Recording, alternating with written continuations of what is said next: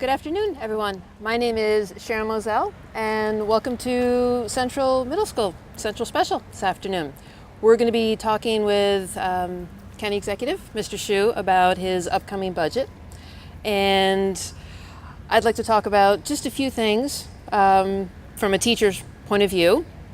I'd like to mention that since Mr. Schuh was elected to office, several of us teachers have been working on building better communication between the teachers and the county executive's office. In fact, earlier this year, I reached out along with several other teachers to the county executive and his education liaison to see if we could sit down in small groups and talk together and share our concerns and what we felt was important and try to move forward to work towards solutions to help all of our students be successful. We set up small teacher roundtable groups and we talked about some of the challenges that the school system is facing. Most recently, the teacher healthcare challenge, because that's important to teachers.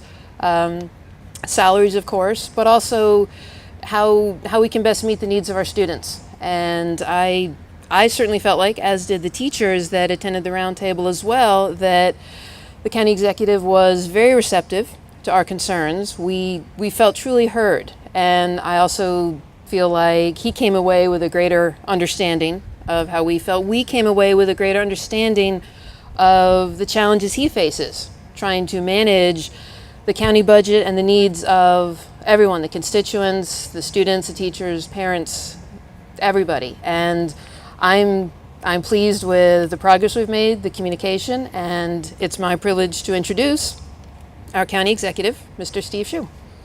Thank you, Sharon. Thank you. Thank you, Sharon, and thanks for your organizational skills in pulling together the teacher roundtables. They've been extremely helpful, and we appreciate the input of our educators. We are here at Central Special Education School. This is an outstanding institution led by Natalie Marson. A lot of great education, a lot of love in this building, and we appreciate all of the work that goes on here.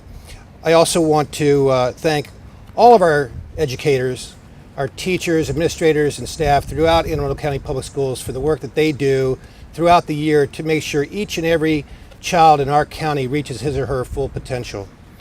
Joining me today is Education Officer Emily Brandenburg. I also want to thank Councilman Chris Trumbauer, who has been a big part of why we are here today. He unfortunately informed us just a few moments ago that he could not join us due to an unexpected conflict, but he has truly been a partner in enabling us to accomplish all of our objectives with respect to the education budget, which we will announce on May 1. This year we had two major objectives for the education operating budget. First, resolving the Health Benefits Fund education crisis and putting that fund onto a long-term sustainable path. And second, continuing our commitment to providing regular, predictable step increases to our educators.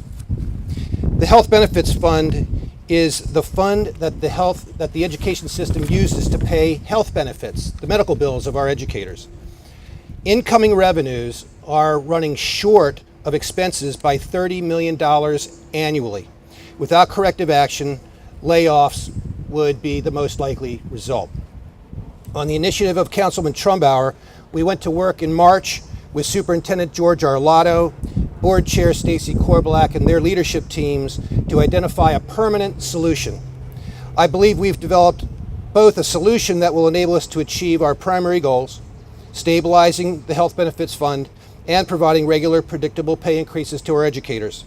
And this solution will be reflected in our budget on Monday. First, let me begin with the compensation side of this solution.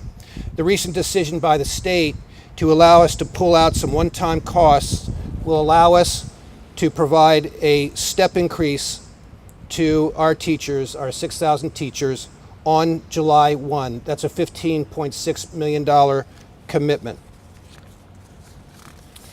In addition, we will be providing $7.5 million in funds to support a one-time payment to our teachers to mitigate the impact of a necessary change in the school system's health benefits plan. For the health benefits plan to become solvent, a long-term solution will require shared sacrifice from all of the parties to our educational system, including the school administration, the school system's employees, and the county administration. Each must be a part of the solution. Our proposed 2-year phased-in solution has 4 major components. First, the teachers union needs to agree to the health plan premium split equal to that of other county employees. This means that the employee share of health plan premiums will increase from 7 or 10%, depending upon the plan, to 15%. Second, we're asking the school system to tighten its belt and contribute $8 million on an ongoing basis to the health benefits fund. Next, the county will contribute $10 million to the health benefits fund on an annual going forward basis. And finally, the recently renegotiated contract with Care First will contribute $4 million annually to support the health benefits fund. Together, those actions aggregate $30 million of increased annual funding that is required to maintain the solvency of the health benefits fund for the long run. With that, be happy to take any questions. Thank you.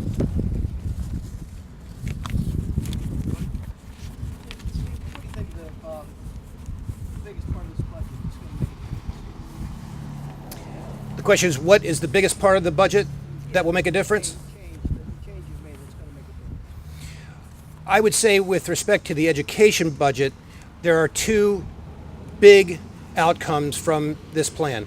One is we are at last going to be able to put the health benefits fund on a fiscally sound long-term trajectory so that our educators can take comfort that their medical bills will be paid on time and that there will not be layoffs anytime in the foreseeable future as a result of a failure, an insolvency in the health benefits fund. And the second is that for the 3rd year in a row, we are committed to pay increases for our teachers.